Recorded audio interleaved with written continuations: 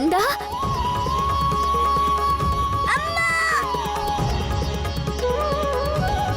ಕಂದ,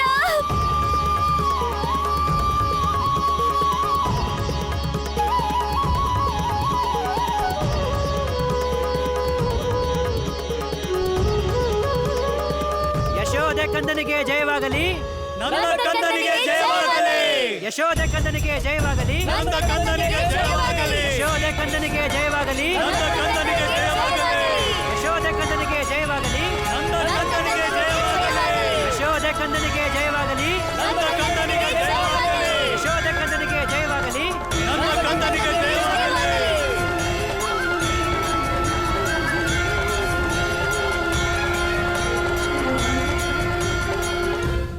ಕೃಷ್ಣ, ನಿನಗೇನು ಆಗಿಲ್ಲ ಅಲ್ವಾ ಕಂದ? ಅಮ್ಮ, ನನ್ಗಂತೂ ಏನೂ ಆಗಿಲ್ಲ ಅಮ್ಮ. ನಾನು ಆರಾಮಾಗಿದ್ದೀನಿ. ನೀನ್ ಯಾವಾಗ್ಲೂ ನನ್ ಜೊತೆಗಿದ್ದಾಗ ನನ್ಗೇನಾಗೋಕ್ ಸಾಧ್ಯ? ನಾನೆಲ್ಲಿನ ಜೊತೆಗಿದ್ದೆ ಕಂದ. ನೀನೊಬ್ನೇ ಅಪಾಯಗಳನ್ನ ಎದುರಿಸಿದ್ದು. ಮತ್ತೆ ನಾನು ಶರೀರದಿಂದ ನೀನ್ ನನ್ ಜೊತೆಗಿರ್ಲಿಲ್ಲ, ಆದ್ರೆ ಮನ್ಸಲ್ಲಿ ನೀನ್ ನನ್ ಜೊತೆಗೆ ಇದ್ದಿ. ಮತ್ತೆ ಅಮ್ಮ, ನೀನೇ ಹೇಳ್ತೀಯಲ್ಲ, ಮನ್ಸಿನ ಶಕ್ತಿನೇ ಎಲ್ಲಕ್ಕಿಂತ ದೊಡ್ಡ ಶಕ್ತಿ ಅಂತ. ಅಮ್ಮ, ನಿಂಗ್ ಗೊತ್ತಾ, ಕಳಿಂಗ ನನ್ ಎದುರಿಗೆ ಬಂದಾಗ ನಾನು ಅವನ್ಗೆ ಹೇಳ್ದೆ, ನೀನೀಗ ನನ್ಗೆ ಕಷ್ಟ ಕೊಡಕ್ ಬಂದ್ರೆ ನನ್ನ ಅಮ್ಮ ನಿನ್ಗೆ ಕಠಿಣ ಶಿಕ್ಷೆ ಕೊಡ್ತಾಳೆ ಅಂತ.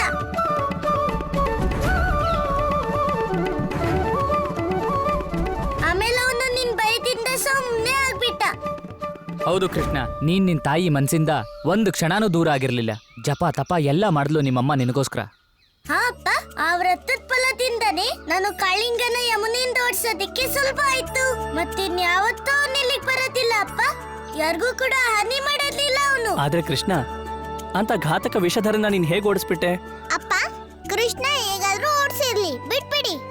ಕಾಳಿಂಗ ಓಡೋನಲ್ಲ, ಅಷ್ಟೇ ಸಾಕು. ಅದೇ ನಮ್ಗೋಸ್ಕರ ಎಲ್ಲದಕ್ಕಿಂತ ಮುಖ್ಯವಾಗಿರೋದು ಅಲ್ವಾ ಗೊಲ್ಲ? ಹಾ ರಾಧಿ, ಇಂಥ ವಿಷಧರನ್ನ ಓಡೋಗೋ ಹಾಗೆ ಮಾಡಿ ನಮ್ ಕೃಷ್ಣ ನಮ್ ಎಲ್ರ ಮುಂದೆ ಆರಾಮಾಗಿ ನಿಂತಿದ್ದಾನೆ. ಇದಕ್ಕೂ ಖುಷಿಯಾದಂತ ವಿಷಯ ಮತ್ತೇನಿರಕ್ಕಾಗುತ್ತೆ? ನಾನಂತೂ ಹೇಳ್ತೀನಿ, ನಮ್ ಕೃಷ್ಣ ಭಗವಂತನ ಅವತಾರನೇ, ಭಗವಂತನ ಅವತಾರ. ನಿಜ, ನಮ್ಮ ಕೃಷ್ಣ ಭಗವಂತನ ಅವತಾರನೇ. ನಮ್ಮ ಕೃಷ್ಣ ಭಗವಂತನ ಅವತಾರನೇ. ನಮ್ಮ ಕೃಷ್ಣ ಭಗವಂತನ ಅವತಾರನೇ. ನಮ್ಮ ಕೃಷ್ಣ ಭಗವಂತನ ಅವತಾರನೇ.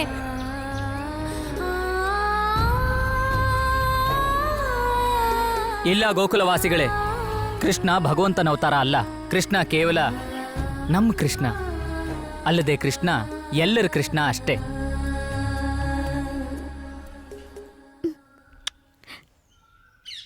ನಂದರಾಜ, ನಮ್ಮ ಕಂದ ಎಲ್ಲರ ಹೃದಯದಲ್ಲೂ ಇರ್ತಾನೆ. ಯಶೋದೆ ಕಂದನಿಗೆ ಜಯವಾಗಲಿ. ನನ್ನ ಕಂದನಿಗೆ ಜಯವಾಗಲಿ.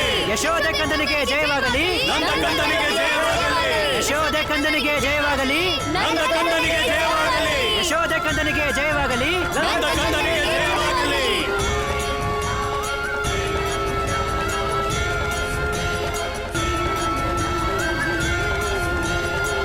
ನಂದ ಕಂದನಿಗೆ ಜಯವಾಗಲಿ. ಬಾಲಕನ ಕೈಯಿಂದ ಕಾಳಿಂಗನಾಗ ಪರಾಜಿತನಾದ.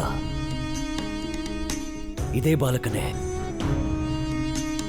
ಇವನ ಬಗ್ಗೆಯೇ ಭವಿಷ್ಯವಾಣಿ ಆಗಿದ್ದು. ಏಕೆ ಬರಲಾರ ನನ್ನ ಸಮ್ಮುಖ? ಕಣ್ಣ ಮುಚ್ಚಾಲೆ ಆಟ ಬೇಕೆ ಆಡುತ್ತಿದ್ದಾನೆ ನನ್ನ ಜೊತೆ. ನಿಮ್ಮ ಸಮ್ಮುಖ ಬರದಿರಲು ಒಂದೇ ಕಾರಣವಿರಬಹುದು. ಯಾವ ಕಾರಣವಿರುತ್ತದೆ? ಅವನಿಗೆ ಅವನ ಮೃತ್ಯುವಿನ ಭಯವಿದೆ. ಪ್ರಾಯಶಃ ಅವನು ಸಮಯದ ಪ್ರತೀಕ್ಷೆ ಮಾಡುತ್ತಿದ್ದಾನೆ. ಯೋಗ್ಯನಾಗಿಯೇ ನಿಮ್ಮೊಂದಿಗೆ ಯುದ್ಧ ಮಾಡುವನು.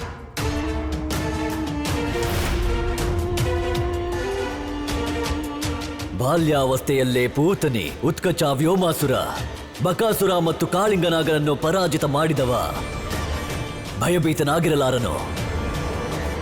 ಇಲ್ಲ ಇಲ್ಲ, ಇದರ ಕಾರಣ ಬೇರೆ ಏನೋ ಇದೆ. ಏ ಚಕ್ರಧಾರಿ, ಏಕೆ ಬರಲಾರ ನನ್ನ ಸಮ್ಮುಖ? ಏಕೆ ಕಳಿಸಲಾರೆ ನಿನ್ನ ದೂತನನ್ನು? ಹೇಗೆ ಸಾಯಿಸುವೆ ನನ್ನನ್ನು? ಕಳಿಸುವವನನ್ನು ಕಳಿಸು, ಸಾಯಿಸು ನನ್ನನ್ನು. ಶಾಂತಿ ಮಹಾರಾಜ. ಈ ಕ್ರೋಧ ಶಾಂತವಾಗದು ಕೇಶಿನಿ. ಎಲ್ಲಿಯವರೆಗೂ ಗೋಕುಲವನ್ನು ಸಮಾಪ್ತ ಮಾಡುವುದಿಲ್ಲವೋ ವಿಷ್ಣುವಿನ ಅಂತ್ಯ ಮಾಡುವುದಿಲ್ಲವೋ ನಾನು ಶಾಂತನಾಗುವುದಿಲ್ಲ. ನಿಲ್ಲಿರಿ ಮಹಾರಾಜ.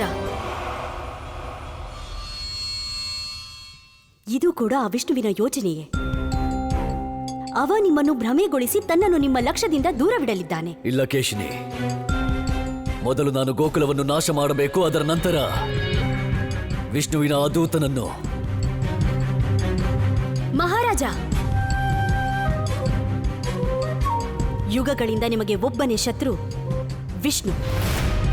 ಅವನನ್ನು ಸಮಾಪ್ತ ಮಾಡಿದರೆ ಬೇರೆನಿಂದಲೇ ಸಮಸ್ಯೆ ಅಂತ್ಯವಾಗುತ್ತದೆ. ಆ ತುಚ್ಛ ಗೋಕುಲಕ್ಕಾಗಿ ಸಮಯ ವ್ಯರ್ಥ ಮಾಡಬೇಡಿ ಮಹಾರಾಜ. ಭಗವಂತ, ನಾನೊಂದು ಮಾತು ಹೇಳ್ಬೋದಾ? ಹೇಳು. ಗೋಕುಲದ ಸರ್ವನಾಶಕ್ಕಾಗಿ ನೀವೇ ಅಲ್ಲಿಗೆ ಹೋಗೋ ಯಾವ ಅವಶ್ಯಕತೆ ಇದೆ? ಹಾ ಪ್ರಭು, ನೀವು ನಮಗೆ ಆದೇಶ ಕೊಡಿ ಸಾಕು. ನಾವೇ ಹೋಗಿ ಅವ್ರಿಗೆ ಶಿಕ್ಷೆ ಕೊಡ್ತೀವಿ ಮಹಾಪ್ರಭು.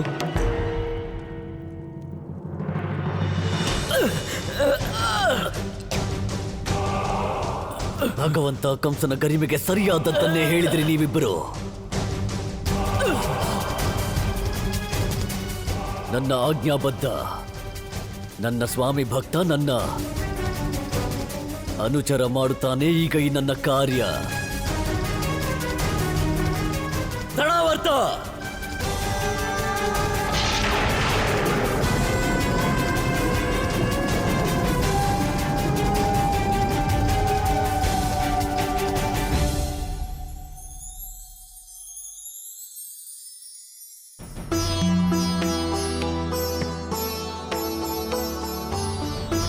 ಅಣ್ಣ, ಇವನೇ ಕೃಷ್ಣ, ನಮ್ಮೆಲ್ಲರ ಪುಟ್ಟ ಅಧ್ಯಕ್ಷ.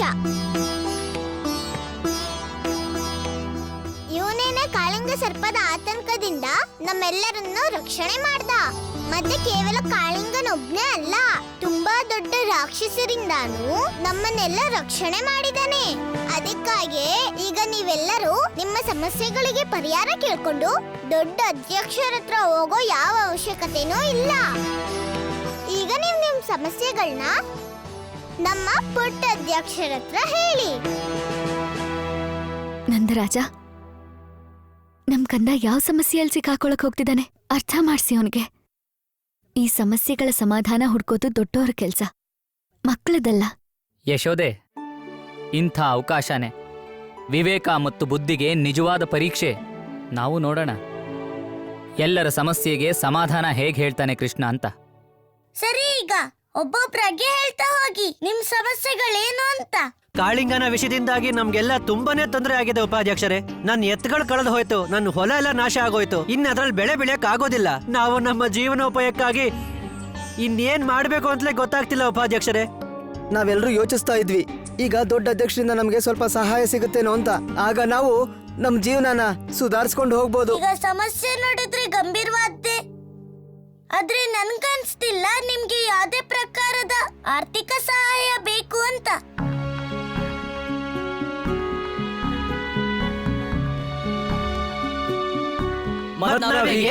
ಕೃಷ್ಣ, ಅದನ್ನ ಇವಾಗ ನೀವೇ ಯೋಚನೆ ಮಾಡ್ಬೇಕು. ಆರ್ಥಿಕ ಸಹಾಯ ಇಲ್ಲದೆ ನಾವು ಹೇಗೆ ಜೀವನ ನಡೆಸೋದಕ್ಕಾಗತ್ತೆ ಉಪಾಧ್ಯಕ್ಷರೇ? ನಿಮ್ ಸಹಾಯನ ನೀವೇ ಮಾಡ್ಕೊಳ್ಳಿ.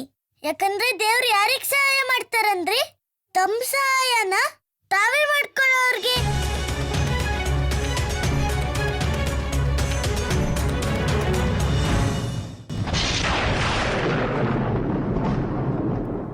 ಯಾರಿದು? ಗೋಕುಲದ ವಿನಾಶ. ತೃಣಾವರ್ತ,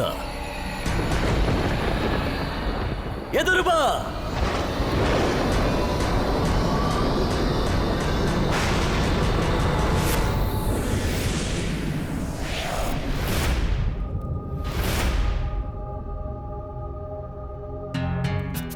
ಭಗವಂತ ಕಂಸರು ನನ್ನನ್ನು ನೆನೆಸಿದ್ರ ಅಂತ ಯಾವ ಅವಶ್ಯಕತೆ ಇದೆ ಭಗವಂತ? ಗೋಕುಲದ ವಿನಾಶ ಮಾಡಬೇಕು. ಒಂದು ಚಿಕ್ಕದಾದ ಗ್ರಾಮದ ವಿನಾಶನ? ಅವಮಾನವಾಗುತ್ತಿದೆ, ಅವಮಾನವಾಗುತ್ತಿದೆ. ಸಂಪೂರ್ಣ ಜಗತ್ತನ್ನೇ ಚಿಟಿಕಿಯಲ್ಲಿ ವಿನಾಶ ಕಾಲಕ್ಕಾಗಿ ಪರಿವರ್ತನೆ ಮಾಡುವಂಥ ಈ ತೃಣವರ್ತನಿಗೆ ಒಂದು ಚಿಕ್ಕದಾದ ಗ್ರಾಮದ ವಿನಾಶಕ್ಕೋಸ್ಕರ ನನ್ನ ನೆನೆಸ್ಕೊಂಡ್ರ? ಘೋರ ಅಪಮಾನ. ಗೋಕುಲವನ್ನು ತುಚ್ಛವೆನ್ನುವ ತಪ್ಪು ಮಾಡಬೇಡ. ಅದರ ಮೇಲೆ ವಿಜಯ ಪಡೆಯಲು ಎಷ್ಟೋ ಅಸುರರು ಅಸಫಲರಾಗಿದ್ದಾರೆ. ಭಗವಂತ ಅಸಫಲ ಆಗಬಹುದು. ಅವರು ನಿಯಮಗಳಿಗೆ ಒಳಪಟ್ಟಿರ್ತಾರೆ. ಆದರೆ ತೃಣಾವರ್ತ ಯಾವತ್ತೂ ಅಸಫಲ ಆಗೋದೇ ಇಲ್ಲ. ಅಸಫಲತೆ ಬೇಕಾಗಿಯೂ ಇಲ್ಲ. ನೀನು ಪೂರ್ತಿ ಗೋಕುಲವನ್ನು ಕೇವಲ ಸ್ಮಶಾನವಾಗಿ ಪರಿವರ್ತನೆ ಮಾಡಬೇಕು. ಉಳಿಯೋದಿಲ್ಲ, ಯಾರು ಉಳಿಯೋದಿಲ್ಲ. ಮತ್ತು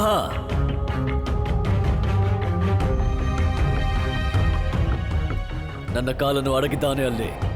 ಅವನು ಜೀವಂತವಾಗಿ ಉಳಿಯಬಾರದು. ಯಾರು? ನನ್ನ ಸೋದರಿ ದೇವಕಿ ಅಷ್ಟಮ ಪುತ್ರ.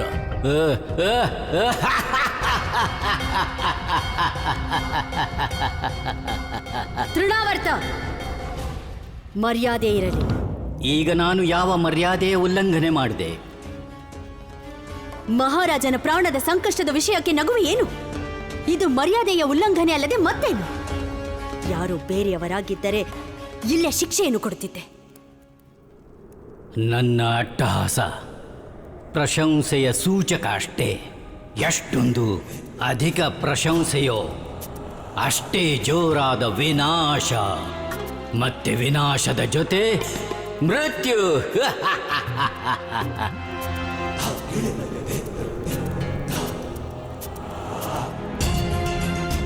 ನನ್ನ ಪ್ರಸನ್ನತೆಗೆ ಯಾವ ಹೋಲಿಕೆಯೇ ಇಲ್ಲ ಭಗವಂತ ಕಂಸ. ವರ್ಷಗಳ ನಂತರ ಸಿಗುತ್ತಾ ಇದೆ ನನಗೆ ಈ ಸೌಭಾಗ್ಯ. ಯಾರದು ಕಾಲವನ್ನು ಕಾಲನ ಕಾಲನೆಗೆ ತೆಗೆದುಕೊಂಡು ಹೋಗುವ ಸೌಭಾಗ್ಯ. ಈಗ ಹೋಗು, ವಿನಾಶದ ಮುಹೂರ್ತ ಮಾಡು. ಎಲ್ಲ ಆಗಿಬಿಡುತ್ತೆ ಭಗವಂತ ಕಂಸ.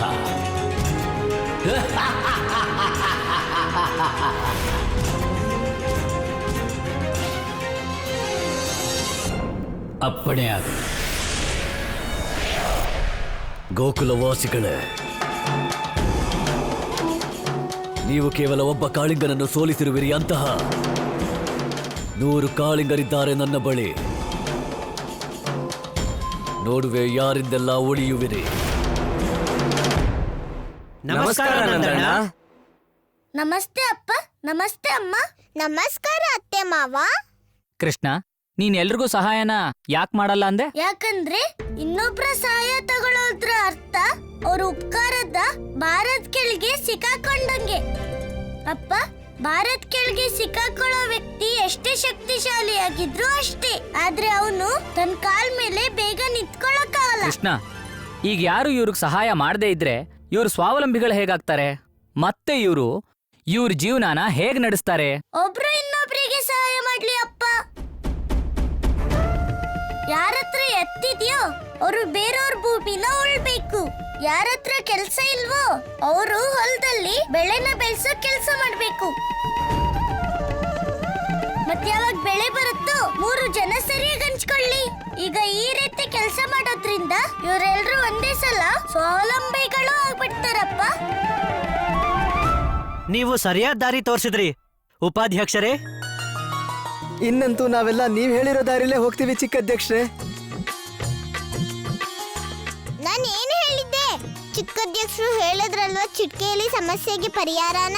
ಹೌದು ರಾಧೆ ಪುಟ್ಟಿ, ನಮ್ಮನ್ನ ಉಪಕಾರದ ಭಾರತ ಕೆಳಗೆ ಬೀಳೋದ್ರಿಂದ ಕಾಪಾಡಿದ್ರು, ಮತ್ತೆ ನಮ್ಮನ್ನ ಸ್ವಾವಲಂಬಿನೂ ಮಾಡ್ಬಿಟ್ರು.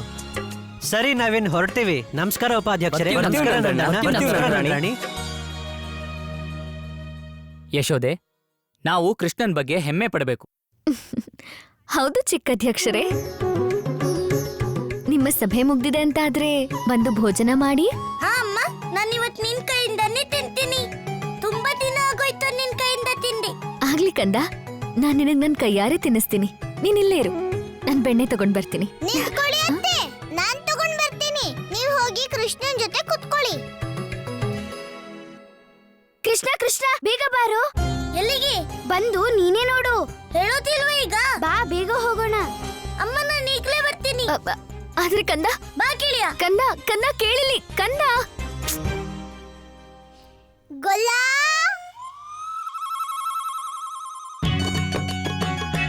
ಅತ್ತೆ, ಎಲ್ಲೋದ ಗೊಲ್ಲ? ನೀನೇ ಅಲ್ವಾ ಅವನ್ನ ಚಿಕ್ಕಧ್ಯಕ್ಷ ಮಾಡಿದ್ದು? ಅದಕ್ಕೆ ತಿನ್ನೋದನ್ನೆಲ್ಲ ಬಿಟ್ಟು ಹೋಗಿದ್ದಾನೆ ಅಧ್ಯಕ್ಷನ್ ಕರ್ತವ್ಯ ಮಾಡೋಕೆ. ಅಯ್ಯಯ್ಯೋ, ಏನೋ ತಿಂದಲೇ ಅವನು ಹೇಗ್ ಹೋಗ್ಬಿಟ್ಟ. ತಡೀರಿ, ನಾನೇ ಹೋಗಿ ಕರ್ಕೊಂಡ್ ಬರ್ತೀನಿ. ಗೊಲ್ಲ ಗೊಲ್ಲ.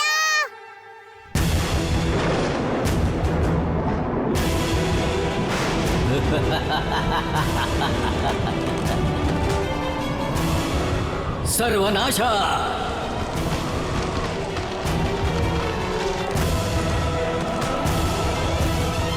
ತೃಣಾವರ್ತ, ಯಾರು ನೀನು ಸುಂದರಿ?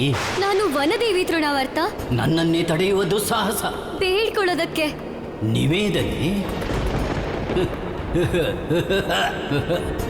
ಮಾಡು ನಿವೇದನೆ. ಈ ಕಾಡಿಂದ ಹೋಗ್ಬಿಡು. ಕಾರಣ? ನಿನ್ನ ಉಪಸ್ಥಿತಿಯಿಂದ ವಾತಾವರಣದಲ್ಲಿ ಪ್ರತಿಕೂಲ ಪ್ರಭಾವ ಆಗ್ತಾ ಇದೆ. ನನ್ನ ಶೋಭೆ, ನನ್ನ ಶೃಂಗಾರ ಎಲ್ಲವೂ ನಾಶವಾಗ್ತಾ ಇದೆ. ನೀನಿರೋದ್ರಿಂದ ಈ ಕಾಡು ಸರ್ವನಾಶ ಆಗ್ತಾ ಇದೆ. ನಾನ್ ಬೇಡ್ಕೊಳ್ತೀನಿ, ಇಲ್ಲಿಂದ ಹೋಗ್ಬಿಡು. ತಿರುಗಿಟಿದ ಬಿರುಗಾಳಿ ನಾನು. ಮತ್ತೆ ಬಿರುಗಾಳಿ ತನ್ನ ದಿಕ್ಕನ್ನು ಬದಲಿಸದು.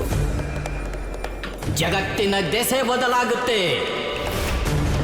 ಬಿರುಗಾಳಿ ನಿಲ್ಲುತ್ತೆ, ಖಂಡಿತ ನಿಲ್ಲುತ್ತೆ. ಆದರೆ ಗೋಕುಲದ ವಿನಾಶದ ನಂತರ ಕರುಣ ಹೊರಗೆಳಿಯೋಕೆ ಏನಾದ್ರೂ ಉಪಾಯ ಕೊಡಿ ಬಲರಾಮಣ್ಣ.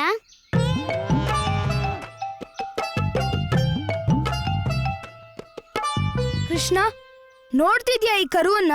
ನೋಡ್ತಾನೆ ಇದ್ದೀನಿ ಅಣ್ಣ, ಹೊಂಡದಲ್ಲಿ ಬಿದ್ದಾಗಿದೆ. ಕೃಷ್ಣ, ಅದು ನಮಗೂ ಕಾಣ್ತಾ ಇದೆ. ನನ್ ಮಾತಿನ ಅರ್ಥ ಏನಂದ್ರೆ ಅದನ್ನ ಹೊರಗ್ ತೆಗಿಯೋಕೆ ಏನಾದ್ರೂ ಉಪಾಯ ಇದ್ರೆ ಹೇಳು. ಹೌದಾ? ಅದಕ್ಕೋಸ್ಕರನೇ ನೀವ್ ಇಲ್ಲಿಗೆ ನನ್ನ ಕರ್ತಿದ್ದ? ಹಾ, ಇದೇನ್ ಅಷ್ಟ್ ದೊಡ್ಡ ಸಮಸ್ಯೆ ಅಲ್ಲ ಬಿಡಣ್ಣ.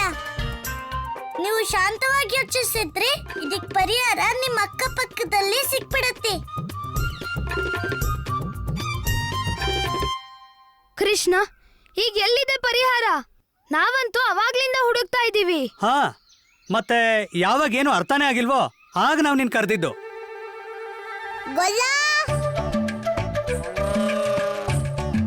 ಏ ಗೊಲ್ಲ, ಮನೆಗ್ ನಡಿ. ರಾಧೆ, ಈಗ ಹೇಗ್ ಬರೋದು? ಯಾಕೆ? ಚಿಕ್ಕ ದೀಕ್ಷಾ ಅಲ್ವಾ, ಅದಕ್ಕೆ ಸಮಸ್ಯೆಗೆ ಪರಿಹಾರ ಹುಡುಕ್ತಿದ್ದೀನಿ. ಸಮಸ್ಯೆನ ಮಧ್ಯದಲ್ಲೇ ಬಿಟ್ಟು ಹೇಗ್ ಬರಕ್ಕಾಗುತ್ತೆ ನಾನು?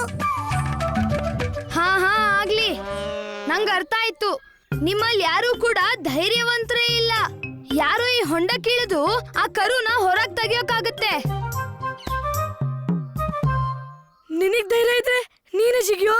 ಆಗ್ಲಿ, ಯಾರು ಇಳಿಬೇಡಿ, ನಾನೇ ಇಳಿತೀನಿ. ಮತ್ತೆ ಈ ಕರುನ ಹೊಂಡದಿಂದ ನಾನೇ ಹೊರಗ್ ತೆಗಿತೀನಿ. ಅಣ್ಣ, ಕರುನ ಹೊರಗ್ ತೆಗಿಯೋಕೋಸ್ಕರ ನೀನು ಹೊಂಡಕ್ಕೆ ಇಳಿಯೋ ಅವಶ್ಯಕತೆ ಇಲ್ಲ. ನಿಂತ್ಕೊಳ್ಳಿ.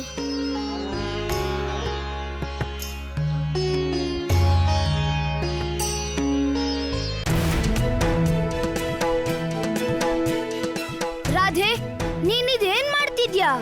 ಅಣ್ಣ, ನಾವು ಕರುವಿನ ಹತ್ರ ಹೋಗ್ಬೇಕು ಅಷ್ಟೇ. ಅದಕ್ಕೆ ಹೊಂಡನ ತೆಗೆದು ದಾರಿ ಮಾಡ್ತಾ ಇದ್ದೀನಿ. ಅದರಿಂದ ಕರುನೇ ಸುಲಭವಾಗಿ ಹೊರಗೆ ಬರುತ್ತೆ. ಏನ್ ನೋಡ್ತಿದ್ಯಾ ಅಣ್ಣ? ನಡಿ, ನೀನು ತೆಗಿ.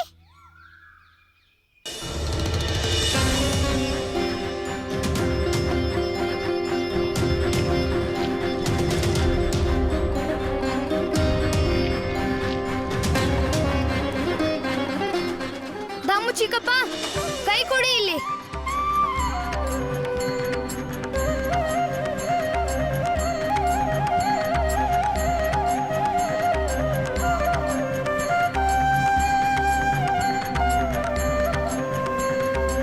ನಾರಾಯಣ ನಾರಾಯಣ. ಪ್ರಭು, ಇದರ ಅರ್ಥವೇನೆಂದರೆ ದೇವರು ಸ್ವತಃ ರಾಧೆಯನ್ನು ಈ ಕಾರ್ಯದ ಮಾಧ್ಯಮವಾಗಿಸಿದರು. ಆದರೆ ಪ್ರಭು, ಈಗ ಏನಾದರೂ ರಾಧೆಯು ತನಗೆ ತಾನೇ ಅಪಾಯವನ್ನು ತಂದುಕೊಂಡು ಬಿಟ್ಟರೆ? ಮುಂದಾಗುವಂಥದ್ದು ಅದು ಕೇವಲ ಸಮಯದ ಗರ್ಭದಲ್ಲಿದೆ ದೇವರ್ಷಿ. ಉಪಾಧ್ಯಕ್ಷರು ಇಲ್ದೆ ಹೋಗಿದ್ರೆ ಕರು ಹೊರಗ್ ಬರ್ತಾನೆ ಇರಲಿಲ್ಲ. ಹಾ, ಮತ್ತೀಗ ಹೇಳಿ, ಉಪಾಧ್ಯಕ್ಷರಿಗೆ ಜೈ ಜೈ, ಉಪಾಧ್ಯಕ್ಷರಿಗೆ ಜೈ. ಅಣ್ಣ, ನಂಗೆ ಚಿಕ್ಕ ಅಧ್ಯಕ್ಷ ಆಗೋಕೆ ಇಷ್ಟ ಇಲ್ಲ. ಕೃಷ್ಣ, ನಾವಂತೂ ನಿನ್ನನ್ನ ಉಪಾಧ್ಯಕ್ಷ ಆಗಿ ಒಪ್ಕೊಂಡಿದೀವಿ. ಈಗ ನೀನು ಈ ಸ್ಥಾನನ ತ್ಯಾಗ ಮಾಡೋಕ್ಕಾಗಲ್ಲ. ಮತ್ತೆ ಈಗ ನಾವೆಲ್ಲರೂ ನಿಂಗೆ ಅಭಿನಂದನೆ ಸಮಾರಂಭ ಮಾಡ್ತೀವಿ. ಹಾ ಬಲರಾಮ, ಮತ್ತೆ ಪೂರ್ತಿ ಊರಿಗೆ ಆಮಂತ್ರಣ ಕೊಡ್ಬೇಕು ಈ ಅಭಿನಂದನಾ ಸಮಾರಂಭಕ್ಕೆ. ಆದ್ರೆ ಇದನ್ ಯೋಚಿಸೇ ಇಲ್ಲ. ಅದನ್ ಮಾಡೋದೆಲ್ಲಿ? ಮತ್ತಿನ್ನೆಲ್ಲಿ? ಮಹಾದೇವನ ಮಂದಿರದಲ್ಲಿ. ಆದ್ರೆ ದಾಮು ಚಿಕ್ಕಪ್ಪ ಯಾವಾಗ? ತಿಥಿ ಮತ್ತೆ ಸಮಯನು ನಿರ್ಧಾರ ಮಾಡ್ಬೇಕಲ್ವಾ? ಯಾರಾದ್ರೂ ನನ್ ಮಾತ್ ಕೇಳ್ತೀರಾ? ಈಗ ತಡ್ಕೋ, ಏನೇ ಹೇಳ್ಬೇಕಂದ್ರು ಆಮೇಲೆ ಹೇಳು. ದಾಮು ಚಿಕ್ಕಪ್ಪ, ಸಮಾರಂಭದಲ್ಲಿ ಯಾವುದೇ ವಿಷಯಕ್ಕೂ ಕಡಿಮೆ ಆಗ್ಲೇಬಾರ್ದು. ನೀನ್ ನಿಶ್ಚಿಂತಲಿರು ಬಲರಾಮ, ಯಾವುದೇ ರೀತಿಲಿ ಏನೂ ಕಡಿಮೆ ಆಗೋದಿಲ್ಲ. ನಾನೇ ಅವನನ್ನ ಚಿಕ್ಕಾಧ್ಯಕ್ಷ ಮಾಡಿದ್ದು, ಮತ್ತೆ ಎಲ್ಲಾರು ನನ್ನನ್ನೇ ಮರ್ತು ಬಿಟ್ರಾ? ಮತ್ತೆ ಈ ಗೊಲ್ಲ ಕೂಡ ಮರ್ತಿದ್ದಾನೆ. ಸೊಕ್ ಬಂದಿದೆ ಇವನ್ಗೆ ಚಿಕ್ಕಾಧ್ಯಕ್ಷ ಆದಾಗಿಂದ. ಅರೆ ರಾಧೆ, ಇಷ್ಟ್ ಬೇಗ ವಾಪಸ್ ಬಂದಿದ್ಯಾ? ಮತ್ತೆ ಆ ಕೃಷ್ಣ ಎಲ್ಲಿ? ಅವನ್ ಚಿಕ್ಕಾಧ್ಯಕ್ಷ ಆಗಿದ್ದಾನಲ್ವಾ, ಅದಕ್ಕೆ ಅವನಿಗೆ ಅಹಂಕಾರ ಬಂದಿದೆ. ನೀವ್ ನಿಜ ಹೇಳಿದ್ರಿ, ಅವನನ್ನ ಚಿಕ್ಕಾಧ್ಯಕ್ಷ ಮಾಡಿ ನಾನ್ ತಪ್ಪು ಮಾಡ್ದೆ. ಈಗ ನಂಗೆ ಯಾವ ಮಹತ್ವನೂ ಇಲ್ಲ ಅವನ್ ಮುಂದೆ. ನಂಗ್ ಗೊತ್ತಿರ್ಲಿಲ್ಲ ಅವನ್ ಚಿಕ್ಕಾಧ್ಯಕ್ಷ ಆದ್ರೆ ಇಷ್ಟೊಂದು ಬದ್ಲಾಗ್ತಾನೆ ಅಂತ. ರಾಧೆ ಪುಟ್ಟಿ, ಹೀಗ ಆರೋಪ ಮಾಡ್ಬಾರ್ದು. ಯಾಕ್ ಮಾಡ್ಬಾರ್ದು ಆರೋಪ? ಅವನನ್ನ ನಾನ್ ಕರಿತಾನೆ ಇದ್ದೆ, ಆದ್ರೆ ಅವನು ನನ್ ಕಡೆ ನೋಡ್ಲೇ ಇಲ್ಲ. ಚಿಕ್ಕಾಧ್ಯಕ್ಷ ಆಗಿ ತುಂಬಾ ಒಪ್ಪಿದಾನೆ. ಬರೀ ಚಿಕ್ಕಾಧ್ಯಕ್ಷ ಅಲ್ಲ, ದೊಡ್ಡ ರಾಜನ್ ತರ ಆಡ್ತಿದ್ದಾನೆ. ಮಗಳೇ, ಇಲ್ಲಿ ತಪ್ಪು ಕೃಷ್ಣನ್ನಲ್ಲ, ತಪ್ಪು ಯಾರ್ದು ಅಂದ್ರೆ ಅವನನ್ನ ಉಪಾಧ್ಯಕ್ಷ ಮಾಡ್ದೋರದ್ದು. ಮೊದ್ಲು ನಾನೇ ಮಾಡಿದ್ದು ಅವನನ್ನ ಚಿಕ್ಕಾಧ್ಯಕ್ಷನಾಗಿ. ಸರಿ, ಹಾಗಾದ್ರೆ ಯಾವ ಪ್ರಕಾರ ನೀನ್ ಅವನನ್ನ ಉಪಾಧ್ಯಕ್ಷನ್ ಪಟ್ಟಕ್ಕೆ ಕೂರ್ಸಿದ್ಯೋ, ಈಗ ಅದೇ ಪ್ರಕಾರ ನೀನೇ ಅವನನ್ನ ಅಲ್ಲಿಂದ ಕೆಳಗಿಳಿಸು.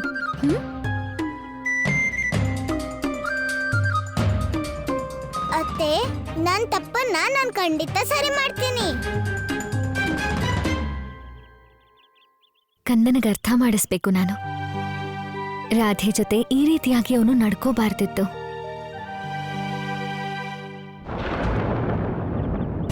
ಇದೇನು? ಇದ್ದಕ್ಕಿದ್ದ ಹಾಗೆ ಆಕಾಶದಲ್ಲಿ ಕಪ್ಪು ಮೋಡಗಳು. ಇದ್ಯಾವ ಹೊಸ ಸಮಸ್ಯೆಯ ಸಂಕೇತನೋ?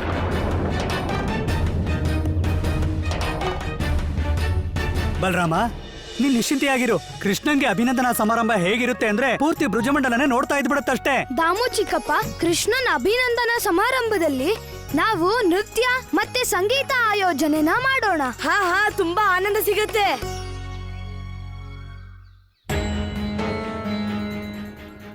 ಎಲ್ಲಿ ಹೋಗ್ಬಿಟ್ಲು ಈ ರಾಧೆ? ಗೊಲ್ಲಂಗೆ ನನ್ ಬಗ್ಗೆ ಸ್ವಲ್ಪನೂ ಚಿಂತೆ ಇಲ್ಲ ನೋಡು. ಆದ್ರೆ ನಾನ್ ಮಾತ್ರ ಅವನನ್ನ ಪ್ರತಿ ಕ್ಷಣ ನೆನ್ಪ್ ಮಾಡ್ಕೋತಾ ಇರ್ತೀನಿ. ನನಗೆ ಯಾವ ಬೆಲೆನೂ ಇಲ್ಲ ಅವನ ಹತ್ರ, ಸ್ವಲ್ಪನೂ ಬೆಲೆ ಇಲ್ಲ. ಕೃಷ್ಣ, ಎಲ್ಲಿ ಹೋಗ್ತಿದ್ಯಾ? ಅಣ್ಣ, ನಾನು ಈಗ್ಲೇ ಬಂದೆ ಇರು. ಇಲ್ಲ ಇಲ್ಲ, ಎಲ್ಲೂ ಕೂಡ ಹೋಗ್ಬಾರ್ದು. ಕೂತ್ಕೋ, ಮತ್ತೆ ನಮ್ಗೋಸ್ಕರ ಕೊಳಲ್ ನುಡ್ಸು. ರಾಧೆ ನನ್ ಕೊಳಲ್ ಧ್ವನಿ ಕೇಳಿಸ್ಕೊಂಡ್ರೆ ಅವಳೇ ಇಲ್ಲಿಗೆ ಹೊಡ್ ಬರ್ತಾಳೆ. ಏನ್ ಯೋಚಿಸ್ತಿದ್ಯಾ?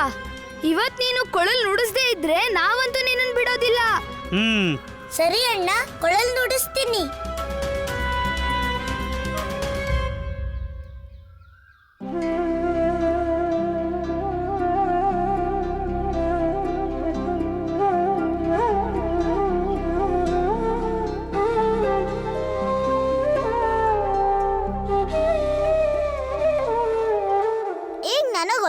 ಹಿಂದೆ ಹೋಗೋದಿಲ್ಲ. ಅವನಿಗೆ ನನ್ ಬಗ್ಗೆ ಚಿಂತೆ ಇಲ್ಲ ಅಂದ್ಮೇಲೆ ನಾನ್ಯಾಕ ಅವನ ಬಗ್ಗೆ ಚಿಂತೆ ಮಾಡ್ಲಿ? ಗೊಲ್ಲನ್ ಕೊಳಲನ್ ಧ್ವನಿ ಬರ್ತಿದೆ, ಆದ್ರೆ ಧ್ವನಿ ವಿಚಿತ್ರವಾಗಿದೆಯಲ್ಲ. ಏನಾಯ್ತು ಈ ಗೊಲ್ಲಂಗೆ? ಅನ್ಸುತ್ತೆ ಕೊಳಲಿನ ಧ್ವನಿ ಆ ಕಡೆಯಿಂದ ಬರ್ತಿದೆ.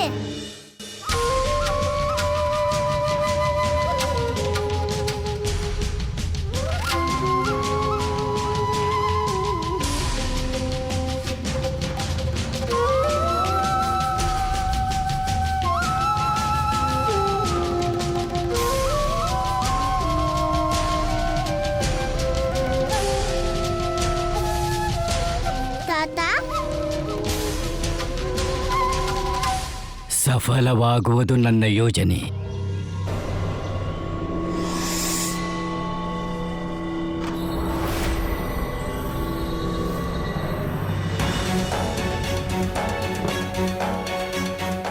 ಮನ್ಸಿಗೆ ಯಾಕೆ ಇಷ್ಟೊಂದು ಕಷ್ಟ ಆಗ್ತಿದೆ?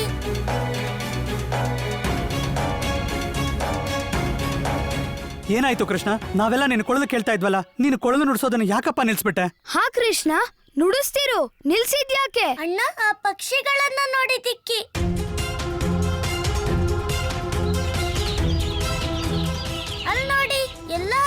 ನಾವಿಬ್ರು ಗೋಕುಲದಿಂದ ದೂರ ಹೋಗ್ತೀವಿ.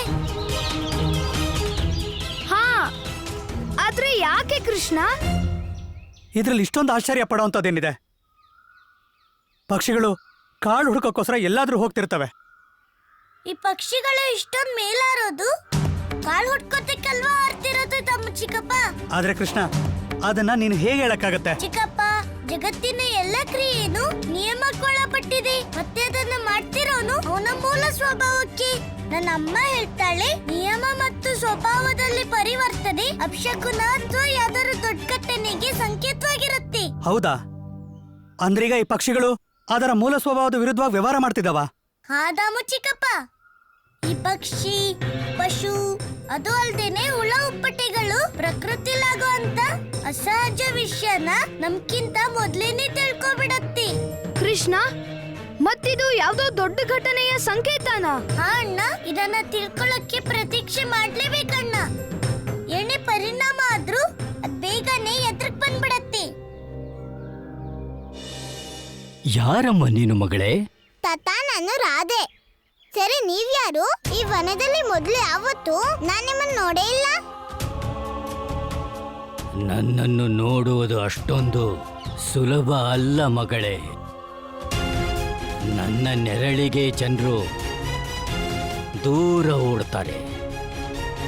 ಯಾಕಂದ್ರೆ ಯಾರ ಮೇಲೆ ನನ್ನ ನೆರಳು ಬೀಳುತ್ತೋ ಅವರು ಸಾವಿಗೆ ಶರಣಾಗ್ತಾರೆ. ನೀವೇನಾದ್ರೂ ಹೇಳಿದ್ರ ತಾತ? ಇಲ್ಲ ಇಲ್ಲ ಮಗಳೇ, ನಾನೇನೂ ಹೇಳಲಿಲ್ಲ. ನೀವ್ ನನಗೆ ಹೇಳೇ ಇಲ್ಲ ತಾತ. ನೀವ್ ಯಾರು, ಎಲ್ಲಿಂದ ಬಂದಿದ್ದೀರಾ ಅಂತ? ನನ್ನ ಹೆಸರು ತೃಣಾವರ್ತ, ಯಾತ್ರಿಕ. ನಾನು ಯಾವಾಗಲೂ ಯಾತ್ರೆಯಲ್ಲೇ ಇರ್ತೇನೆ. ಒಂದೇ ಜಾಗದಲ್ಲಿ ಇರೋಂಥ ಮನುಷ್ಯನೇ ಅಲ್ಲ ನಾನು. ಬಹುಶಃ ಅದಕ್ಕೆ ನೀನು ನನ್ನ ಮೊದಲು ನೋಡಿಲ್ಲ ಅನ್ಸುತ್ತೆ. ಆದ್ರೆ ನೀವು ಬಹಳ ದುಃಖದಲ್ಲಿರೋ ಆಗಿದೆ. ಯಾಕೆ, ಏನಾದ್ರೂ ಕಷ್ಟನಾ? ಇಲ್ಲ ಇಲ್ಲ ಮಗಳೇ, ಸುಸ್ತಾಗಿದ್ದೀನಿ. ಬಹಳ ದೂರದಿಂದ ನಡ್ಕೊಂಡು ಬಂದಿದ್ದೀನಲ್ವಾ. ದಾರಿಲಿ ನೀರು ಸಿಗ್ಲಿಲ್ಲ. ನೀರಡಿಕೆ ಆಗಿ ಗಂಟ್ಲು ಒಣಗ್ತಾ ಇದೆ. ಗೊತ್ತಾಗ್ತಿಲ್ಲ ನೀರು ಸಿಗುತ್ತೋ ಇಲ್ವೋ, ಅಥವಾ ಹೀಗೆ ದಾಹದಲ್ಲೇ ಸಾವಿಗೆ ಶರಣಾಗ್ತೀನೋ ಏನೋ. ಹಾಗೆಲ್ಲ ಹೇಳ್ಬೇಡಿ ತಾತ. ನಮ್ಮ ಅಪ್ಪನ ಹತ್ರ 1,00,000 ಹಸುಗಳಿವೆ. ನೀವು ನನ್ನ ಜೊತೆ ಗೋಕುಲಕ್ಕೆ ಬನ್ನಿ. ಗೋಕುಲ? ಗೋಕುಲ?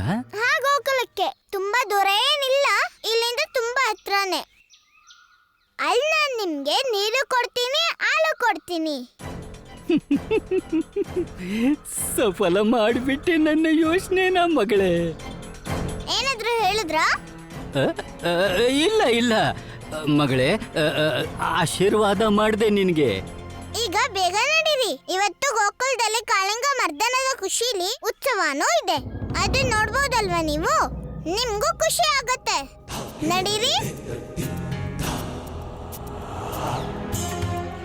ನೀನು ನಿನ್ನ ಜೊತೆ ತಾತನನ್ನಲ್ಲ, ಭಾರಿ ಬಿರುಗಾಳಿಯನ್ನೇ ಕರ್ಕೊಂಡು ಹೋಗ್ತಿದೀಯ.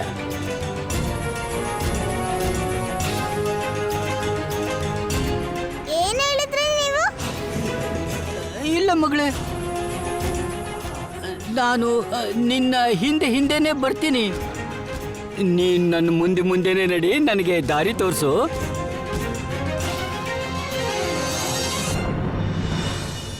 ಮಹಾಭಿಮಾನಿ, ಹಠವಾದಿ, ಮಹಾ ಕ್ರೂರಿಯೂ ಹೌದು ಗುರು ಶುಕ್ರಾಚಾರ್ಯ. ಆದರೆ ಇದೆಲ್ಲವೂ ಗುರುಗಳ ಅವಗುಣಗಳು. ಅಂತಹ ಮಹಾನ್ ಗುರುವಿನ ಹೃದಯದಲ್ಲಿ ಈ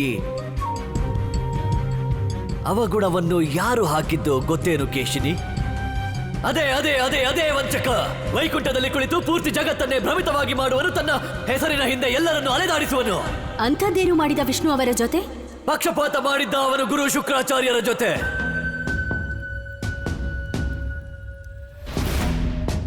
ಚೇಳನ್ನು ನೋಡಿರುವೆಯಾ? ಇದು ಸಜ್ಜನರ ಕೈಯಲ್ಲೇ ಇರಲಿ, ಇಲ್ಲ ದುರ್ಜನರ ಬಳಿ. ಕುಟುಕುವುದನ್ನು ಮಾತ್ರ ಬಿಡುವುದಿಲ್ಲ. ಆ ವಿಷ್ಣುವು ಹಾಗೆಯೇ ಯಾರಿಗಾದರೂ ಅಪಮಾನದ ಕುಟುಕು ನೀಡುತ್ತಾನೆ. ಅದೇ ಚೇಳೆ ಗುರು ಶುಕ್ರಾಚಾರ್ಯರನ್ನು ಕುಟುಕಿದ್ದು. ಗುರು ಶುಕ್ರಾಚಾರ್ಯ ದೇವತೆಗಳ ಗುರು ಆಗಬೇಕೆಂದಿದ್ದರು. ಅವರು ಜ್ಞಾನಿಗಳು, ಗುಣವಂತರು. ಅವರೇ ಆಗಬೇಕಿತ್ತು ದೇವತೆಗಳ ಗುರು. ಆದರೆ ಆ ಚಕ್ರಧಾರಿ ಅವನ ಬೆರಳಿನ ಸಂಕೇತದಂತೆ ಎಲ್ಲ ತಿರುಗುವರು ಅವನು. ಅವರಿಗಿಂತ ಕಡಿಮೆ ಬುದ್ಧಿವಂತ, ಕಡಿಮೆ ಜ್ಞಾನವಂತ. ಬೃಹಸ್ಪತಿಯನ್ನು ದೇವತೆಗಳ ಗುರುವಾಗಿ ನಿಯುಕ್ತ ಮಾಡಿದನು. ಆದರೆ ಜಗತ್ತಿನಲ್ಲಿ ಪ್ರಸಿದ್ಧವಾದ ಗುರು ಬೃಹಸ್ಪತಿ ಬಹಳ ವಿನಮ್ರ, ಸೌಮ್ಯ ಮತ್ತು ಶಾಂತ ಗುಣದ ಗುರುಗಳು. ನಿಸ್ಸಂದೇಹ ಆತ ಗುರು ಶುಕ್ರಾಚಾರ್ಯರಿಗಿಂತ ಸೌಮ್ಯನು, ಶಾಂತನು, ವಿನಮ್ರನೇ. ಆದರೆ ಜ್ಞಾನದಲ್ಲಂತೂ ಕಡಿಮೆಯೇ. ಮತ್ತು ಗುರುವಿನ ಪರಿಭಾಷೆ ಏನಾಗಿದೆ? ಆತ ಮಹಾಜ್ಞಾನಿಯು, ಮಹಾಪಂಡಿತನಾಗಿರಬೇಕು. ಮತ್ತು ಆ ವಂಚಕ ತನ್ನನ್ನೇ ಭಗವಂತ ಎನ್ನುತ್ತಾನೆ, ಆದರೆ ಗುರುವಿನ ಪರಿಭಾಷೆಯನ್ನೇ ತಿಳಿದಿಲ್ಲ. ಈ ಪ್ರಕಾರ ವಿಷ್ಣುವು ಗುರು ಶುಕ್ರಾಚಾರ್ಯರಿಗಂತೂ ಬಹಳ ದೊಡ್ಡ ಅಪಮಾನ ಮಾಡಿದ. ಜ್ಞಾನವಂತನ ಅಪಮಾನವೇ ಮೋಸದ ಪತಿ ವಿದ್ರೋಹಕ್ಕೆ ಜನ್ಮ ನೀಡುವುದು ಮತ್ತು ಅದರ ಪರಿಣಾಮವೇ ಗುರು ಶುಕ್ರಾಚಾರ್ಯ. ಅದರ ನಂತರ ಅವಮಾನಿತ ಗುರು ಶುಕ್ರಾಚಾರ್ಯರು ಮೂರ್ಖ, ಅಜ್ಞಾನಿ, ಅಸುರ ಮತ್ತು ದಾನವರ ಗುರು ಆಗುವ ಜವಾಬ್ದಾರಿ ತೆಗೆದುಕೊಂಡರು. ಮತ್ತು ಅಂದಿನಿಂದ ಪ್ರಾರಂಭವಾಯಿತು ಅವರ ವಿಷ್ಣುವಿನ ಮೇಲಿನ ದ್ವೇಷ. ಆದರೆ ಅವರು ಇರುವುದು ಎಲ್ಲಿ? ಕಾಣುವುದೂ ಇಲ್ಲ ಮತ್ತು ಅವರ ಚರ್ಚೆಯೂ ನಡೆಯುವುದಿಲ್ಲ. ಈಗ ಅವರು ಈ ಲೋಕದಲ್ಲಿ ಇರುವುದಿಲ್ಲ. ಮತ್ತೆಲ್ಲಿ? ಈಗ ಶುಕ್ರ ನಕ್ಷತ್ರವೇ ಅವರ ನಿವಾಸ ಸ್ಥಾನವಾಗಿದೆ. ಅಂತಹ ಮಹಾನ್ ಗುರುವಂತೂ ಪೃಥ್ವಿ ಲೋಕಕ್ಕೆ ಅವಶ್ಯಕರಿದ್ದಾರೆ. ಅವರು ಈ ಲೋಕವನ್ನು ತ್ಯಜಿಸಿದ್ದೇಕೆ? ಬೃಹಸ್ಪತಿಯ ದೇವ ಶಿಷ್ಯನ ಕೈಯಿಂದ ಅವರ ಅಸುರ ಶಿಷ್ಯರ ನಿರಂತರ ಪರಾಜಯವನ್ನು ಸಹಿಸಲಾಗಲಿಲ್ಲ ಅವರಿಗೆ. ಆಗ ತ್ಯಜಿಸಿದರು ಈ ಲೋಕವನ್ನು. ಹಾಗಿದ್ದರೆ ಅವರ ಜ್ಞಾನವು ಅವರ ಜೊತೆ ಅವರ ಲೋಕಕ್ಕೆ ಸಮರ್ಪಿತ. ಜ್ಞಾನದಾನವೇ ಎಲ್ಲಕ್ಕೂ ಮಿಗಿಲಾದ ದಾನ. ಜ್ಞಾನದ ದಾನವಿಲ್ಲದೆ ಅದರ ಉಪಯೋಗವೇ ಇಲ್ಲ. ಜ್ಞಾನಿ, ಅಜ್ಞಾನಿ ಇಬ್ಬರು ಒಂದೇ ಸಮಾನರು. ಅವರ ಜ್ಞಾನದ ಉಪಯೋಗ ಪಡೆಯಲು ಸ್ವತಃ ಭಗವಂತ ಕಂಸ ಹೋಗುತ್ತಾನೆ ಅವರ ಬಳಿ. ಮಾತನಾಡುವೆ ನಾನು, ಅವರಿಂದ ಮಾರ್ಗ ತಿಳಿಯುವೆ ಆ ವೈಕುಂಠಕ್ಕೆ ಹೋಗಲು. ಪ್ರಭು ಕ್ಷಮೆ ಇರ್ಲಿ, ಅವರು ಹೇಳ್ತಾರೋ ಇಲ್ವೋ? ಯಾಕಂದ್ರೆ ಶುಕ್ರ ಇಲ್ಲಿಂದ ತುಂಬಾ ದೂರ ಅಲ್ವಾ? ಹಾ ಭಗವಂತ, ನೀವು ಅಷ್ಟೊಂದು ದೂರ ಯಾತ್ರೆ ಮಾಡಿ ಹೋಗೋದು, ಮತ್ತೆ ಪ್ರತೀಕಾರದ ಅಗ್ನಿ ಅವರ ಹೃದಯದಲ್ಲೂ ಇದೆ ಮತ್ತು ನನ್ನಲ್ಲೂ. ಇನ್ನು ವಿಜಯ ನಿಶ್ಚಿತವೇ.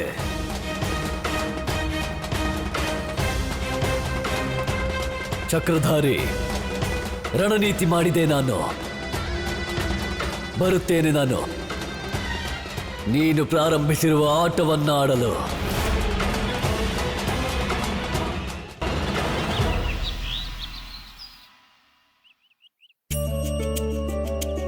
ಅಮ್ಮ, ಏನ್ ಮಾಡ್ತಿದ್ಯಾ? ಹೂವಿನ ಹಾರವನ್ನ ಮಾಡ್ತಾ ಇದ್ದೀನಿ. ಯಾರಿಗೋಸ್ಕರ? ನನಗೊಬ್ಬ ಮುದ್ದು ಕಂದ ಇದ್ದಾನೆ, ಅವನಿಗೋಸ್ಕರ. ನಿನ್ ಮಗ ನಾನೇ ಅಲ್ವಾ? ಹಾಗಿದ್ರೆ ನನ್ಗೋಸ್ಕರ ಮಾಡ್ತಿರೋದ ಹಾರನ? ಹಾ ಕಂದ, ನಿನಗಾಗೆ ಮಾಡ್ತಾ ಇರೋದು. ಈ ಪುಷ್ಪಗಳ ಹಾರದಿಂದ ನೀನ್ ಶೃಂಗಾರ ಮಾಡಿದಾಗ ಈ ನನ್ ಕಂದ ಎಷ್ಟು ಮುದ್ದಾಗಿರ್ತಾನೆ. ಅಯ್ಯೋ ಅಮ್ಮ, ಕೇಳಿಲ್ಲಿ. ಅಮ್ಮ, ಅಮ್ಮ. ಹಾ ಕಂದ, ಹೇಳು. ಏನ್ ವಿಷಯ ಹೇಳು ಕಂದ. ನೀನ್ ಯಾಕೆ ನನ್ ಗಮನ ಹಾಳು ಮಾಡ್ತಿದ್ಯಾ? ಹೋಗು, ಹೊರಗೆ ಹೋಗಿ ಆಡ್ಕೋ. ಯಾರ ಜೊತೆ ಆಡ್ಲಿ ಅಮ್ಮ? ಯಾಕೆ? ನಿನ್ ಗೊಲ್ಲ ಬಾಲರ ಗುಂಪೆ ಇದೆಯಲ್ಲ ಹೊರಗೆ, ಅವ್ರ ಜೊತೆ ಆಡು. ಅಮ್ಮ, ಅವರೆಲ್ರೂ ಇದ್ದಾರೆ, ಆದ್ರೆ ರಾಧೆ ಇಲ್ವಲ್ಲ. ಅವಳು ಎಲ್ಲೋದ್ಲೋ ಗೊತ್ತಾಗ್ತಾನೆ ಇಲ್ಲ. ನಿನ್ನೇನಾದ್ರೂ ನೋಡ್ತೀಯ ಅವಳನ್ನ? ಯಾಕೆ? ಜಗಳ ಆಡ್ಬೇಕಾ? ನಾನೆಲ್ಲ ಅವಳ ಹತ್ರ ಜಗಳ ಆಡ್ತೀನಿ. ಹೇಳಮ್ಮ, ನೀನ್ ಅವಳನ್ನ ನೋಡ್ತೀಯೋ ಇಲ್ವಾ? ಇಲ್ಲ ಕಂದ, ನಾನು ಅವಳನ್ನ ನೋಡ್ಲೇ ಇಲ್ಲ. ಎಲ್ಲಿ ಹೋಗಿ ಬಚ್ಚಿಟ್ಕೊಂಡಿದ್ದಾಳ ಅವಳು? ಬರ್ಲಿ ಇರೋ ಅವಳ ಮನೆಗೆ ಇವತ್ತು. ಕಂದ. ಹಾ ಅಮ್ಮ, ಹೇಳು. ಒಂದ್ ವಿಷಯ ಹೇಳು. ರಾಧೆ ಮತ್ತೆ ನೀನು ಜೊತೆಲಿದ್ದಾಗ ಜಗಳ ಮಾಡ್ತೀರಾ, ಹಾ, ಮತ್ತೆ ನೀವ್ ಜೊತೆಲಿಲ್ದೇ ಇದ್ದಾಗ ಒಬ್ರನ್ನೊಬ್ರು ಹುಡುಕ್ತಾ ಇರ್ತೀರಾ. ಇದ್ ಎಂಥ ಸಂಬಂಧ ನಿಮ್ಮಿಬ್ರದ್ದು? ಎಂಥ ಗೆಳೆಯರು ನೀವಿಬ್ರು ಒಬ್ರಿಗೊಬ್ರು? ಅಮ್ಮ, ಅದ್ ನನ್ಗೂ ಗೊತ್ತೇ ಇಲ್ಲ. ಆದ್ರೆ ಅವಳಿಲ್ದೆ ನನ್ ಮನ್ಸು ಒಪ್ಪದೇ ಇಲ್ಲ. ಆದ್ರೆ ಒಂದ್ ವಿಷಯ ಹೇಳಮ್ಮ. ಹೇಳು. ರಾಧೆ ಬೇರೆ ಎಲ್ಲ ಗೋಪಿಯರ್ಗಿಂತ ಬುದ್ಧಿವಂತಿ ಮತ್ತೆ ಧೈರ್ಯವಂತಿ. ಅವಳು ನನ್ನ ಹತ್ರ ಜಗಳ ಆಡ್ತಾಳೆ, ನನಗ್ ವಿರೋಧನೂ ಮಾಡ್ತಾಳೆ. ಆದ್ರೆ ನನ್ಗೋಸ್ಕರ ಬೇರೆಯವ್ರ ಹತ್ರ ಯುದ್ಧನೂ ಮಾಡ್ತಾಳೆ. ನನ್ನ ಚೆನ್ನಾಗಿ ನೋಡ್ಕೋತಾಳೆ. ಮತ್ತೆ ಕೆಲವೊಮ್ಮೆ ಸಮಸ್ಯೆಗೆ ಉತ್ತರ ಕೊಟ್ಟು ನಂಗೆ ಆಶ್ಚರ್ಯ ಆಗುವಾಗ ಮಾಡ್ತಾಳಮ್ಮ. ಆದ್ರೆ ಗೊತ್ತಿದೆ ಅವಳು ಹಾಗೆ ಯಾಕೆ ಮಾಡ್ತಾಳೆ? ಯಾಕೆ ಮಾಡ್ತಾಳೆ? ಯಾಕಂದ್ರೆ ಹೇಗ್ ನಂಗೆ ಬೆಣ್ಣೆ ಅಂದ್ರೆ ಇಷ್ಟನೋ ಹಾಗೆ ಅವಳಿಗೆ ಅವಳಿಗೆ ಸ್ವಲ್ಪ ಹೊಗಳಿಕೆ ಅಂದ್ರೆ ಇಷ್ಟ. ಇಲ್ಬಾ. ಹಾಗಾದ್ರೆ ಕಂದ, ನಿನಗ್ ಗೊತ್ತಿದ್ಯಲ್ಲ ಅವಳಿಗೆ ಹೊಗಳಿಕೆ ಅಂದ್ರೆ ಇಷ್ಟ ಅಂತ, ಅದಕ್ಕೆ ಸ್ವಲ್ಪ ಹೊಗಳ್ತಾ ಇರ್ಬೇಕು ತಾನೇ? ಅಮ್ಮ ಯಾಕೆ ಹೊಗಳಲ್ಲ ಅಂದ್ರೆ ಅದರಿಂದ ಅವಳು ಈ ರೀತಿ ಬುದ್ಧಿ ಜಾಸ್ತಿ ಆಗ್ಬಾರ್ದು ಅಂತ. ಹೊಗಳಿಕೆಯಿಂದ ವ್ಯಕ್ತಿಗೆ ಅಹಂಕಾರ ಬರುತ್ತಲ್ಲ ಅಮ್ಮ, ಅದಕ್ಕೆ. ಅವಳು ಇದನ್ ಕೇಳಿಸ್ಕೊಂಡ್ರೆ ಆಗ ನಿನ್ ಜೊತೆ ಖಂಡಿತ ಜಗಳ ಆಡ್ತಾಳೆ. ಸರಿನೇ ತಾನೇ ಅಮ್ಮ, ನೀನೇ ಹೇಳ್ತೀಯಾ ಜಗಳದಿಂದ ಪ್ರೀತಿ ಹೆಚ್ಚಾಗುತ್ತೆ ಅಂತ. ನನ್ನ ತುಂಟ ಕಂದ. ತಾತ, ಕೃಷ್ಣ ಅವತ್ತು ಚೆಂಡ್ ತರೋಕೆ ಯಮುನೆಗಾರ್ದ. ಆಗ ನಂಗೆ ಹೆದರಿಕೆ ಆಯ್ತು, ಇನ್ನು ಆ ವಿಷದ ಕಾಳಿಂಗ ಅವನನ್ನ ಬಿಡಲ್ಲ ಅಂತ. ಅವನು ವಿಷದ ಯಮುನೆಗೆ ಹಾರ್ಬಿಟ್ನಾ? ಹಾ, ಅವನ್ ಯಾರ ಮಾತು ಕೇಳಲ್ಲ. ಅವನ್ಗೇನ್ ಅನ್ಸತ್ತೋ ಅದನ್ನೇ ಮಾಡ್ತಾನೆ. ಆ ಸಂದರ್ಭದಲ್ಲಿ ಅವನು ಅವ್ರ ಅಮ್ಮನ ಮಾತು ಕೇಳಿಲ್ಲ. ಅವ್ರು ಬೇಡ ಅಂದ್ಮೇಲೂ ಕೂಡ ಕೇಳಿಲ್ಲ ಅವನು, ಆರೇ ಬಿಟ್ಟ ಯಮುನೆಗೆ. ಯಾವಾಗ ಈ ವಿಷಯದ ಸೂಚನೆ ಯಶೋದೆ ಅತ್ತೆಗೆ ಸಿಕ್ತೋ ಆಗ ಅವ್ರ ಸ್ಥಿತಿ ಅಂತೂ ತುಂಬಾ ಕೆಟ್ಟದಾಗಿತ್ತು. ಹಾಗಾದ್ರೆ ಅವಳು ಸಾವಿನ ಕೈಯಿಂದ ಪಾರಾದ್ಲ? ಹಾ, ಯಾವಾಗ ನನ್ ಗೊಲ್ಲ ಕಾಳಿಂಗ ನಡೆ ಮೇಲೆ ನೃತ್ಯ ಮಾಡ್ತಾ ಯಮುನೆಯಿಂದ ಹೊರಗ್ ಬಂದೋ ಆಗ ಎಲ್ಲರ ಜೀವ ಬಂದಂಗಾಯ್ತು. ಏನಂದೆ? ಕಾಳಿಂಗ ನಾಗನ ಹೆಡೆ ಮೇಲೆ ನೃತ್ಯನ? ಹಾ, ಆಶ್ಚರ್ಯ ಆಯ್ತಲ್ವಾ? ನಮಗೂ ಕೂಡ ಹೀಗೆ ಆಗಿತ್ತು, ನಂಬಕ್ಕೆ ಆಗ್ಲಿಲ್ಲ. ಆದ್ರೆ ನಿಜ ಅಂತೂ ನಿಜಾನೇ. ನಿಜಾನ ನೀವು ಹೇಗ್ ಸುಳ್ಳು ಅಂತ ಹೇಳಕ್ಕಾಗತ್ತೆ? ಮಗಳೇ, ನೀನ್ ಹೇಳ್ತಾ ಇರೋದು ನನಗೆ ದಂತಕಥೆ ಅನಿಸ್ತಾ ಇದೆ. ನೀವು ದೃಶ್ಯ ನೋಡೇ ಇಲ್ವಲ್ಲ, ಅದಕ್ಕೆ ನಮ್ಗೆ ನಂಬಿಕೆ ಬರ್ತಾ ಇಲ್ವೇನೋ. ಆದ್ರೆ ನಮ್ ಗೊಲ್ಲ ತುಂಬಾ ಸಾಹಸಿ ಮತ್ತೆ ಶಕ್ತಿವಂತಾನೆ. ಅದಕ್ಕೆ ಅವನು ಕಾಳಿಂಗನ್ನ ಓಡಿಸ್ಬಿಟ್ಟು ಗೋಕುಲವಾಸಿಗಳನ್ನ ಭಯ ಮುಕ್ತ ಮಾಡ್ದ. ನಮ್ಮೆಲ್ಲರ ಚಿಕ್ಕಧ್ಯಕ್ಷ ಅವನೇನೆ, ಎಲ್ಲರ ರಕ್ಷಣೆ ಮಾಡ್ತಾನೆ. ಅದಕ್ಕೆ ಅವನ ಸನ್ಮಾನಕ್ಕೆ ಇವತ್ತಿನ ಉತ್ಸವ ಮಾಡ್ತಿರೋದು ನಾವೆಲ್ಲರೂ. ಇವತ್ತಿನ ಸನ್ಮಾನ ಅವನ ಅವಮಾನವಾಗಿ ಬದಲಾಗದೆ ಇದ್ರೆ ನನ್ನ ಹೆಸರು ತೃಣಾವರ್ತನೆ ಅಲ್ಲ. ಏನಾಯ್ತು ತಾತ? ಏನೂ ಇಲ್ಲ. ನನ್ನ ಸೋದರಿ ದೇವಕಿ ಅಷ್ಟಮ ಪುತ್ರ ನನ್ನ ಕಾಲನ್ನು ಅಡಗಿದ್ದಾನೆ ಅಲ್ಲಿ. ಅವನು ಜೀವಂತವಾಗಿ ಉಳಿಯಬಾರದು. ಈ ಹುಡುಗಿಯ ಮಾತಿಂದೇನೋ ಅನ್ಸುತ್ತೆ. ಈ ಕೃಷ್ಣ ಯಾರೋ ಸಾಮಾನ್ಯ ಬಾಲಕ ಅಲ್ಲ, 100ಕ್ಕೆ 100. ಇವನು ದೇವಕಿಯ 8ನೇ ಮಗನೇ. ಇವನನ್ನು ಹೇಗಾದರೂ ಮಾಡಿ ಭಗವಂತ ಕಂಸನ ಹತ್ರ ತಲುಪಿಸಲೇಬೇಕು.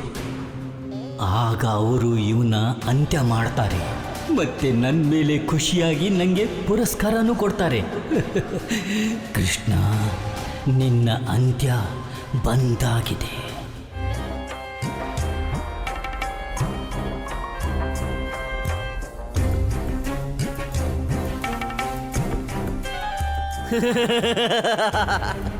ದೊಡ್ಡ ಹೆಸರು ಮತ್ತು ದ್ವಾರವು ಇಷ್ಟೊಂದು ಚಿಕ್ಕದೆ.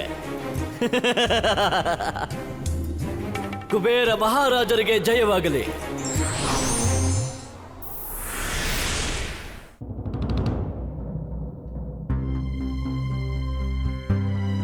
ಹೇಳುವುದಕ್ಕೆ ಧನಿಕ ಕುಬೇರ, ಆದರೆ ಮಹಾದ್ವಾರದಲ್ಲೇ ಜಿಪುಣತನ. ಇಷ್ಟೊಂದು ಚಿಕ್ಕ ದ್ವಾರದಲ್ಲಿ ಹೇಗೆ ಪ್ರವೇಶ ಮಾಡಲಿ ನಾನು ಗುರಿ ಮುಟ್ಟಬೇಕೆಂದಾದಲ್ಲಿ ಎಲ್ಲವನ್ನೂ ಮಾಡಲೇಬೇಕು. ಚಕ್ರಧಾರಿ, ನಿನ್ನ ಅಂತ್ಯಕ್ಕಾಗಿ ನಾನು ಏನು ಬೇಕಾದರೂ ಮಾಡುತ್ತೇನೆ, ಏನೇ ಇರಲಿ.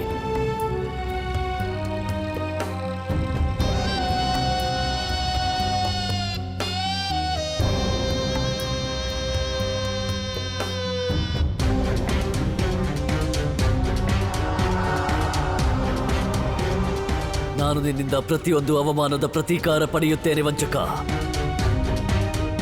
ಒಳ್ಳೆಯದಾಯ್ತು, ರಾಜ ಕುಬೇರನು ತನ್ನ ನಿವಾಸ ನಿರ್ಜನ ಏಕಾಂತದಲ್ಲಿ ಮಾಡಿದ್ದಾರೆ. ನನ್ನನ್ನು ಯಾರೂ ನೋಡಲಿಲ್ಲ. ಇದು ಈ ಕುಬೇರನ ಶಕ್ತಿ. ತನ್ನನ್ನೇ ಸಂಪೂರ್ಣ ಭೂಮಿಯ ಭಗವಂತ ಎಂದುಕೊಳ್ಳುವ ಕಂಸ ಮಂಡಿಯ ಮೇಲೆ